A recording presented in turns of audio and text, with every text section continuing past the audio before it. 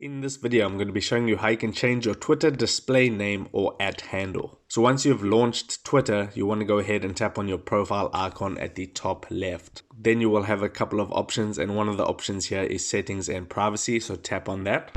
Then you want to tap on the first option that says account. Tap on account, and now under login and security it says username. If you tap on username, you'll have the opportunity to go ahead and change your username.